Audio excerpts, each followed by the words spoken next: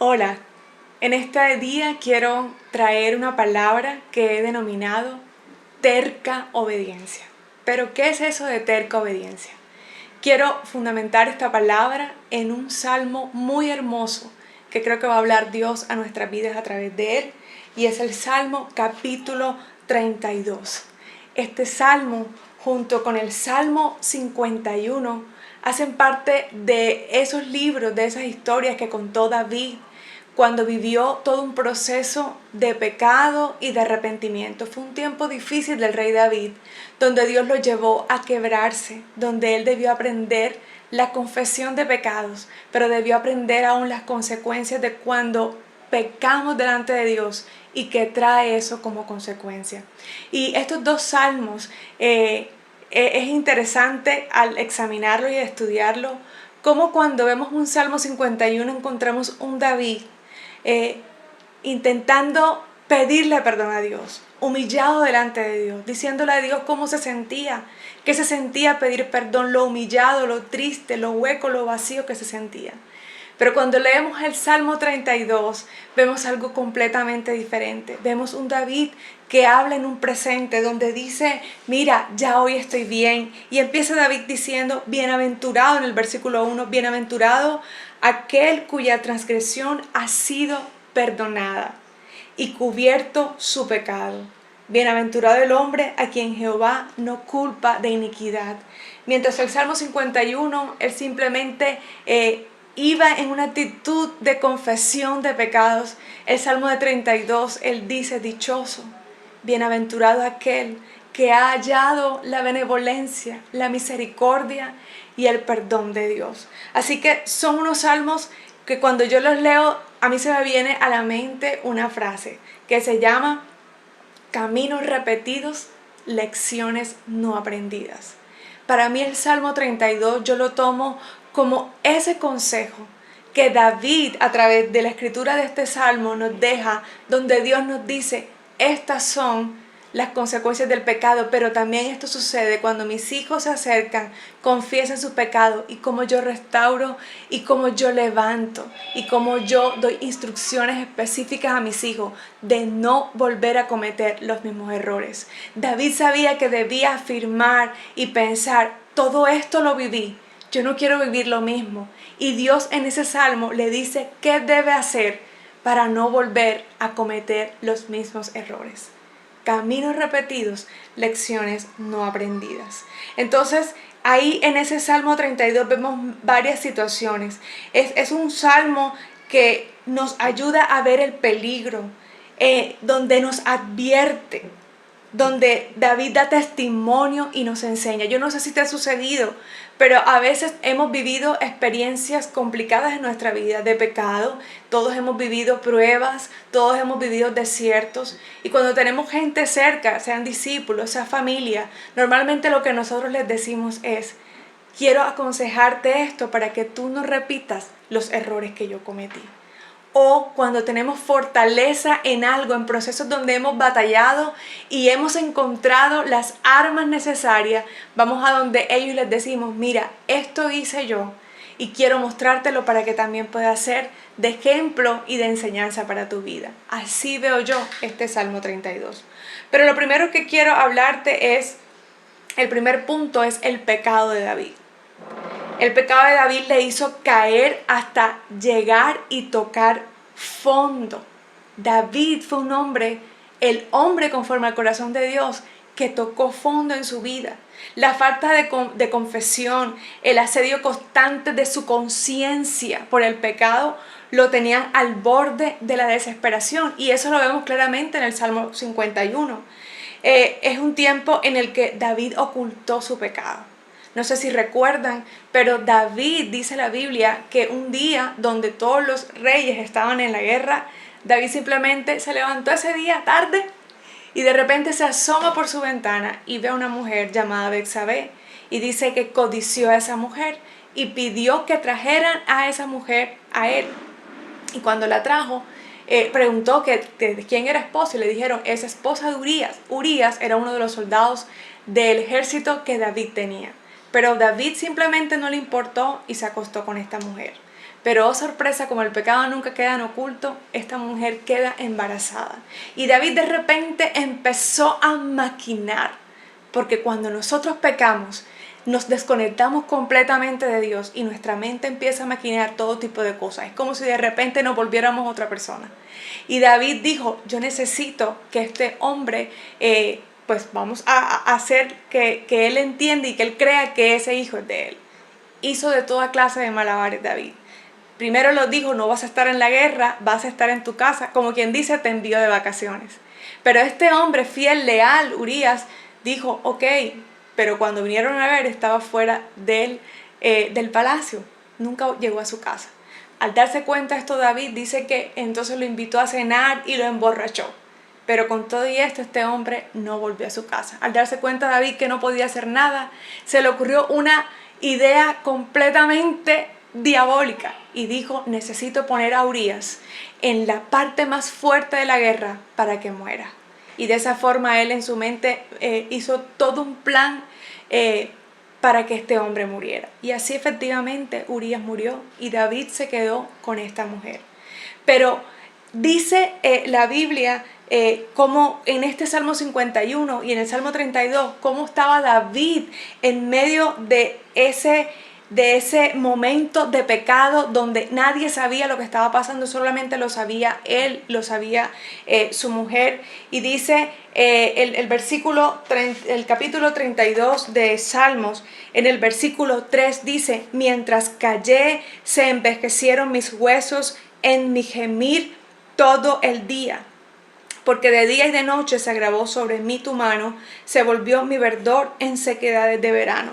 Aquí habla de que en ese tiempo, que al parecer fue un año largo, donde David había pecado y no confesó su pecado. Durante ese año, que dice este pasaje, que mientras eso sucedía, sus huesos se envejecieron. Y esto habla de debilidad. Lo que significa ese envejecer era que David estaba débil. David se sentía débil en su vida, se sentía agotado. Y eso hace el pecado en tu vida y en mi vida. Nos agota, nos desgasta, nos debilita, aún puede enfermarnos. Pecados no confesados delante de la presencia de Dios. Pero también dice, mi verdor en sequedades de verano. No había verdor en su vida, no había eso que habla el Salmo 1, donde dice que será como árbol plantado junto a las corrientes de agua, que da su fruto a su tiempo, que su hoja no cae. De repente eso no lo había en la vida de David. Ya todo ese verdor, ese verano, todo ese dar cosecha, no se había alejado de su vida y simplemente había sequedad. Eso trae el pecado a ti y a mí cuando no lo confesamos. Y quiero decirte que esto que le pasó, le sucedió al hombre conforme al corazón de Dios. Le pasó al rey David. Y dice la Biblia que el que cree está firme, mire que no caiga. Y si hay algo que nos lleva a este salmo, es entender y a mirar qué pecados hay en mi vida. Algo que a mí me llama tanto la atención es que la Biblia en un salmo dice que aún de los pecados ocultos, líbrame, Señor. El salmista decía, de los pecados ocultos, líbrame, Señor. A veces todo el mundo se da cuenta de nuestros pecados y nosotros mismos no vemos qué está pasando en nuestra vida. Pero necesitamos ir a la presencia de Dios y preguntar qué pecados hay en mi vida. Qué cosas están en mi vida que están trayendo debilidad, que están trayendo enfermedad, que están trayendo un verano seco y de repente no hay verdor. David se encontraba en una situación espiritual, anímica, física, lamentable. No se veía en él ese tiempo del David valiente, del David guerrero, del David que danzaba al rey de gloria. No se veía ese David. Pero David, algo interesante es que a pesar que él dice en el versículo 5, dice, mi pecado te declaré y no encubrí mi iniquidad. Dije, confesaré mis transgresiones a Jehová y tú perdonaste la maldad de mi pecado. Eso lo dice el versículo 5. Pero quiero decirte, y es el segundo punto, que habla este pasaje de la confesión de David. No fue que David de repente se sintió mal y fue y confesó su pecado. Tú y yo sabemos que David no lo hizo. Duró todo este tiempo ocultándolo. Pero Dios, y ahí vemos ese Dios tan maravilloso, que de igual manera como el Espíritu Santo hoy opera en nuestras vidas y nos redarguye en nuestro interior, en ese tiempo ese hermoso Dios no dejó solamente a David ahí tirado con su pecado, sino que mandó al profeta Natán. Y es interesante cómo habla esta historia de cómo Natán empieza a contarle una historia y empieza a contarle de un hombre rico que tenía muchas ovejas, pero había un hombre pobre que solamente tenía una sola oveja, y empieza a decirle: David, había una fiesta y este hombre rico no tomó de su cantidad de ovejas, sino que le quitó la ovejita a ese que solamente tenía uno. Y la primera actitud de David fue decir: te voy a decir, a ese que hizo ese pecado, a ese que cometió ese crimen, merece la muerte. Merece la muerte. Esa es mi sentencia como rey. Pero él no se sospechaba que Dios es más astuto que todos nosotros. Y le dijo Natán: David, ese hombre eres tú. Que la única ovejita, teniendo tú todas las mujeres que quisieras tener, simplemente quitaste a la única que tenía Urías. Y dice que en ese momento David se compungió. David se sintió mal y sabía que merecía la muerte y sabía que merecía todo el peso de Dios sobre su vida. Por eso el Salmo 51:4 dice: porque contra ti y solo contra ti, delante de ti hice lo que es malo. Por eso tu sentencia es justa y tu juicio es irreprochable. Pero mientras David confesó su pecado, Dios le dijo: David, no vas a morir. Mereces la muerte, pero no vas a morir. Sin embargo, quiero decirte que aunque Dios perdonó a David, es interesante todas las consecuencias que tuvo su pecado. Y es que muchas veces, mi querido amigo, nosotros pecamos y sí, Dios nos perdona. Pero ¿qué de las consecuencias de mis pecados? Todos pecamos, todos pecamos. ¿Qué de las consecuencias de mis pecados? Nosotros alcanzamos la benevolencia de Jehová. Gloria a Dios por su perdón. Pero las consecuencias, ¿qué? Y las consecuencias de David fueron nefastas. En ese día el profeta Natán le dijo: así te dice el Señor, nunca se quitará la guerra de tu vida, la espada no se quitará. Y eso habla de los enemigos de él externos que iban a seguir de guerra en guerra, y muchas de esas batallas David iba a perder. Pero lo más duro que yo leí es que le decía a David: no solamente habrá espada en tu reino, sino que dentro de tu casa se levantará la maldad. De tu misma casa brotará la maldad. Y aún tus mujeres, dice, le daré el amor de tus mujeres y tus mujeres la daré a otros. Dice: porque tú lo hiciste en lo oculto, pero yo lo hago en lo público, a la luz del sol. Y miren qué cosa tan tremenda lo que le sucedió a David. David perdió su hijo. Su hijo murió a causa de su pecado. El hijo del pecado murió a causa del pecado. Pero no solamente eso, sino que una de las hijas de David fue violada, fue Tamar, fue abusada sexualmente. Y más allá también, Absalón, su hijo, se rebeló contra su padre. Miren todas las consecuencias de alguien que pecó y no confesó a tiempo. Porque hoy quiero decirte, tenemos un Dios tan maravilloso, que si todos los días vamos delante de Él y confesamos nuestros pecados, dice, Él es fiel y justo para perdonar. Pero lo que a Dios le desagradó es toda la maquinación de David y cómo él no fue capaz, conociendo al Dios creador, Dios todopoderoso, no arrepentirse de su pecado. Por eso la importancia de la confesión de pecado. Es que la confesión de pecado no ha pasado de moda. Es que todos los días de nuestra vida debemos ir y decirle: Dios, examina mi corazón. ¿Qué hay en mi corazón? ¿Qué cosas hay que no te agradan? ¿Qué cosas huelen mal en mi vida que otros ven pero yo no veo? A veces cuando llevamos mucho tiempo en el Evangelio, ¿sabes qué pasa? Siento que santificamos muchos pecados, que de una u otra manera muchas veces no somos conscientes de que hay cosas que están mal en nuestra vida y que necesitamos confesarlo. Pero dice el Salmo 32, versículo 6, por esto orará a ti todo santo en el tiempo en que pueda ser hallado. Ciertamente en la inundación de muchas aguas no llegarán estas a él. ¿Cuántos de nosotros necesitamos orar a Dios para que, dice, orar en el tiempo en que Él pueda ser hallado? Sabe que muchas veces hay gente que a uno le predica y ¿qué le dice? No, yo me voy a arrepentir al último momento. Ni tú ni yo sabemos qué día viene el Señor o qué día partimos de esta tierra. Y yo sí creo que todos los días de nuestra vida necesitamos estar listos, como cuando nos vamos de viaje con una maleta lista. Mi vida todos los días debe estar lista, haciendo un checklist, qué cosas están bien en mi vida, porque no sabemos hasta cuándo estaremos aquí en la tierra. Y dice, orará a ti en todo tiempo, mientras tú, Señor, puedas ser hallado. Pero no solamente eso, sino que hay este salmo trae una promesa y una advertencia. Y es aquí donde está el centro de esta enseñanza.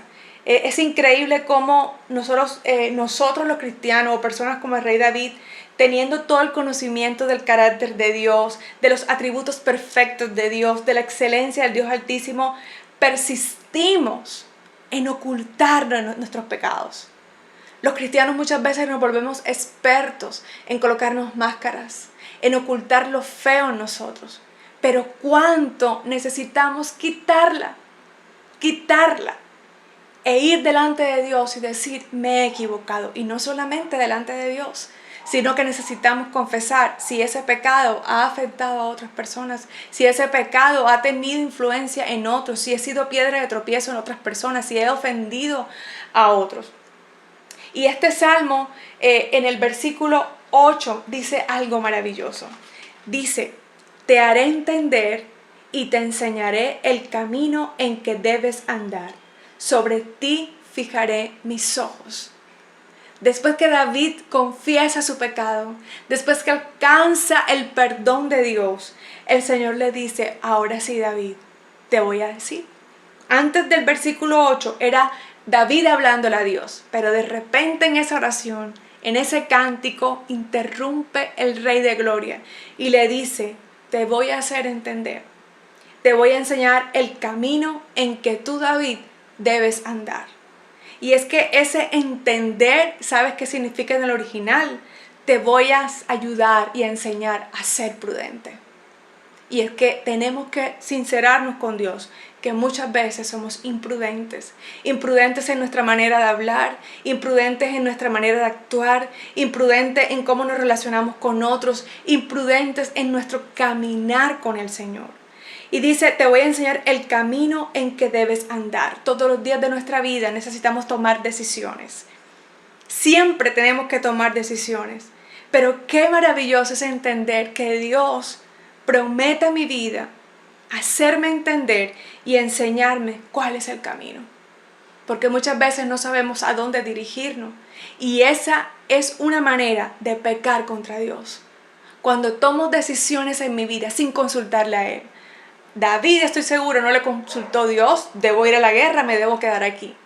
Pero si él consulta, Dios le hubiese dicho, no es tiempo para ocio, David, es tiempo de ir a la guerra. Y por eso todos los días, si nosotros vamos delante de Dios y le decimos, papá, aquí estoy, necesito tomar decisiones en mi vida, necesito poner la agenda muchas veces en blanco para que tú me digas a dónde ir y qué hacer. Entonces dice, sobre ti fijaré mis ojos. ¡Wow! Es tan hermoso esta palabra. ¿Sabes qué pensaba yo cuando leía sobre ti fijaré mis ojos? Y los que son papás me van a entender. Cuando nosotros tenemos nuestros bebés y nos los entregan así tan chiquitos, tan indefensos, no sé si les pasó a muchas mamás y a muchos papás que uno como que no puede despegar la mirada de ellos porque siente que necesito verlo para que esté bien, porque no queremos que les pase absolutamente nada, porque estamos viendo si está respirando. Es un amor paternal. Ese es papá, el que no quita su mirada de nosotros. Yo tengo ya mis hijos grandes, pero a pesar de eso, yo estoy en un lugar, puedo estar comiendo, puedo estar en el celular, puedo estar haciendo otra cosa, pero tengo la capacidad de estar haciendo algo y de mirar dónde están. Y no puedo quitar la mirada porque sé que se pueden hacer daño, porque sé que pueden tomar malas decisiones, porque a lo mejor hay personas externas que pueden hacerle daño. Eso es lo que papá, que nuestro Dios está diciendo en este pasaje. Mis ojos están puestos sobre ti, David. Mis ojos están puestos sobre ti, sobre tú que me estás escuchando en este día. Los ojos de Dios están sobre tu vida, muy fijamente. Y esto es algo que ha venido impactando mi vida en esta semana. Entender que los ojos de mi Padre nunca se despegan de mí. Que no solamente promete tomarme de la mano y decirme, Karina, contigo voy, te voy a enseñar cuál es el camino, pero no solamente te voy a hacer entender y enseñarlo, sino que voy contigo. Mientras tú caminas, yo te voy viendo. Mientras yo te voy diciendo cada paso que vas a tomar en tu vida, yo te voy viendo. Yo estoy contigo. Y si Él está conmigo, si sus ojos están conmigo, es porque Él está conmigo. Y si Él está conmigo, todo saldrá bien. Pero después en el versículo 9, el Señor dice algo tan fuerte. Y por eso a esta enseñanza le puse terca obediencia. Porque el Señor dice, no seas como el caballo o como el mulo sin entendimiento, que han de ser sujetados con cabestro y con freno, porque si no, no se acercan a ti. Cuando el Señor le decía a David, David, yo te voy a hacer entender y te voy a enseñar el camino en que debes andar. Y lo compara con un animal que prefiero que me compare con las ovejas, con todo y que las ovejas son tercas, testarudas. Pero el mulo es mucho más fuerte. Porque lo que entendía es que el mulo es un híbrido y viene de haber unido a una yegua con un asno. Y entonces da el mulo. Y el mulo es un animal que tiene unas características muy particulares. Por un lado, siempre se le ha caracterizado por decir que es un animal terco, sin entendimiento, no entiende órdenes, simplemente no obedece, simplemente no hace caso. Y su amo necesita sujetarlo con cabestro, que es eso que lleva aquí en la quijada, para poder llevarlo a donde necesita que vaya. Y eso a mí me habla de un Dios que me enseña por las buenas y me dice, hija, este es el camino, esto es lo que tengo para ti. Pero cuando los hijos de Dios nos ponemos medio rebeldes y medio tercos, necesita Dios tomar ese cabestro y decirme, tú quieres ir por allá, pero yo necesito que vayas acá. En estos días estuve en una finca y mi mamá quería que mis hijos tuvieran la oportunidad de montarse en un mulo. Y fue muy chistoso, pero yo dije, bueno, yo también me voy a montar. Y cuando yo me monté, como no era de nuestra finca, ese mulo yo me monto y sale, y él quería ir, era su lugar, a donde estaba su finca. Y por más que yo quería echarlo para un lado, él de cabeza se hacía daño y se golpeaba porque quería salir. Ahí entendí, wow, esto es lo que Dios me está hablando. Necesito dejar que mi amo me sujete. Porque si yo no le hago caso a él, simplemente me va a doler con ese cabestro cuando trate de llevarme a su voluntad. Entonces dice que han de ser sujetados con cabestro y con freno, porque si no, no se acercan a ti. Entonces cuando vemos esas imágenes, cuando empiezan a jalarlo hacia el amo y él no quiere, y es una lucha entre lo que el amo quiere y lo que hace este animal. Ese es el mulo, un animal terco, un animal que no obedece órdenes. Pero lo más interesante es que encontré que por ser un híbrido, es un animal que es estéril. Es un animal que no da fruto, es un animal que no da cosecha, es un animal que no pare, es un animal que no tiene hijos. Y miren qué puede estar hablando Dios a través de esta comparación, porque tú y yo estamos llamados a dar frutos en nuestra vida, frutos dignos de arrepentimiento, que lo que sale de nuestra vida muestre a quién pertenecemos. Y el mulo no puede dar frutos. Así que es lo que el Señor nos está diciendo, no seas como el mulo. ¿Y sabes por qué digo tercos, obedientes, pero terca obediencia? Porque es una obediencia a la fuerza. No es una obediencia donde yo misma voy, me arrepiento, donde yo mismo voy y confieso, donde yo misma voy y hago lo que Dios me mandó a hacer, sino que es a la fuerza. Y muchas veces nos hemos encontrado en esa situación. Pero además quiero decirte que el mulo, además de ser terco, además de ser estéril, el mulo es un animal que no es tan glotón como otros animales. No come con esas ansias que lo hacen otros animales. Y ahí Dios me habló y me dijo, así son mis hijos cuando están en desobediencia. Son como los mulos. No comen de esta palabra. No se alimentan igual que otro animal genuino como el caballo no lo hace. Entonces, ¿qué cosas nos está hablando Dios aquí? Es una advertencia para nosotros. Es una advertencia para entender que necesitamos sujetarnos en amor a nuestro Señor. Dice el versículo 10, muchos dolores habrá para el impío, mas al que espera en Jehová le rodeará la misericordia. Alegraos en Jehová y gozaos justos, y cantad con júbilo todos vosotros los rectos de corazón. Y este pasaje nos está hablando de la terquedad, de la terquedad. Y es que al pasar el tiempo creo que nosotros los seres humanos nos volvemos más tercos. Y por eso cuando hay un dicho que dice más terco que una mula, es por eso. Pero también hemos visto que a veces cuando avanzamos en edad y ya vamos entrando a ser un poco mayor, dice, ay, esas personas ya están como unos niños. Y una característica de los niños es que los niños son tercos. Los niños por su misma naturaleza, por su edad, son tercos, no reciben orden. Entonces, hay unas características de la persona terca y es, uno, que son sin entendimiento. No tienen entendimiento.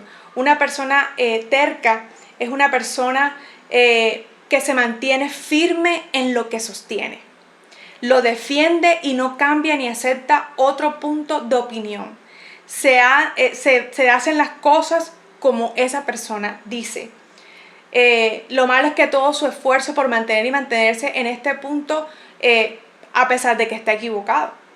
Aunque se le dan razones sabias, de pronto de una persona que sí sabe de eso, persiste obstinadamente en su verdad y causa que se diga, óyeme, esta persona sí es terca. Entonces, una de las características del terco es que es sin entendimiento, es decir, no entiende. Por más razones que tú le des, por más que Dios te dice de 1000 formas, viene el profeta, lees la palabra, en la oración Dios te habló, en una valla publicitaria, Dios se busca las 1000 formas de hablarnos. Y yo estoy segura que con David Dios lo hizo. Pero como nunca se arrepintió, necesitó mandar al profeta. Y así nos puede estar pasando a nosotros. Cosas que Dios nos ha estado hablando, el Espíritu Santo nos ha estado redarguyendo y por ahí seguimos, tercos como una mula. Y eso habla de no ser entendidos de los tiempos. Entonces, una característica de los tercos es sin entendimiento. Es lo mismo que le pasa a las mulas. Lo segundo del terco son obligados a someterse, es decir, terca obediencia. Han de ser sujetados con cabestro y con freno. La sumisión de esta persona no es voluntaria. Es necesario aplicar la autoridad del amo para que el animal avance o tenga que hacer lo que se le demanda. El cabestro y el freno es obligatorio para sujetar su ímpetu porque son animales fuertes. La mula, el mulos, es un animal fuerte que aguanta toda clase de cargas, que aguanta toda clase de golpes. Es un animal precisamente que se cruzó para esto, para llevar cargas grandes. Entonces, son obligados a someterse. Hay un versículo en Jeremías capítulo 4, versículo 22 que dice, porque mi pueblo es necio, no me conocieron, son hijos ignorantes y no son entendidos, sabios para hacer el mal, pero hacer el bien no supieron. Entonces será necesario que Dios intervenga, porque como que de repente dice, no me conocieron, son ignorantes, no son entendidos. Eso pasaba con el pueblo al que Jeremías le hablaba. No lo hacían voluntariamente, eran obligados a obedecer. Y Hebreos 12:5 dice, y habéis ya olvidado la exhortación que como a hijos se os dirige, diciendo, hijo mío, no menosprecies la disciplina del Señor, ni desmayes cuando eres reprendido por él. porque el Señor al hijo que ama disciplina y azota a todo aquel que recibe por hijo. Y esto es lo que nos puede estar sucediendo. La disciplina del Señor, como lo hizo con David, por pecados no confesados, por guardar ahí cosas en nuestra vida que huelen mal y que no han salido a la luz. La tercera característica que necesitamos tener en cuenta es necesitamos acercarnos a Dios.